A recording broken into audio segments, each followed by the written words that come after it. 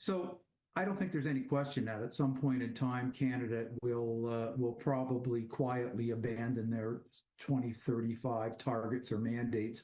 They're just not sustainable. What will become of our automotive manufacturing sector as the transition to electric appears increasingly in shambles? With consumer demand stalled as North American governments head in diverging directions. Both in Canada and the U.S., federal governments had imposed mandates increasing the percentage of new EV sales over the next decade. Here at home, tens of billions of taxpayer and private funding was committed to charging infrastructure as well as battery and assembly plants. But now a Ford commercial is increasingly looking like this. Touting consumer choice between electric, hybrid, and gas.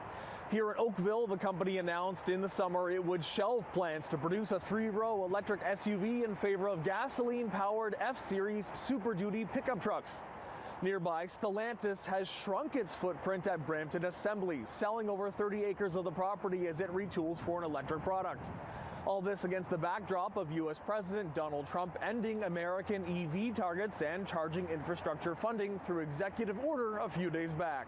Well, it's always been tricky for the traditional companies because they're trying to dance in the internal combustion engine dance hall and the electric vehicle dance hall at the same time.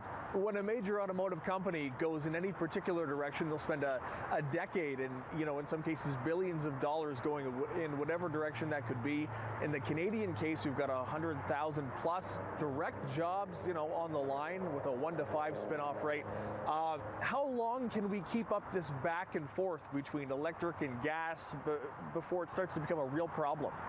Well, you're right. It's very difficult. You can do this for a while, and it's like staying up late for a couple of nights in a row. But if on the third night you hit a wall, and if we can underinvest in electrification for a little while and stay relevant.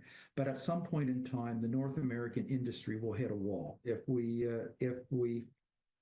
walk away, we're going to be at the bottom and scrambling to catch up. In Oakville by the Ford Assembly Complex, David Zura, CityNews.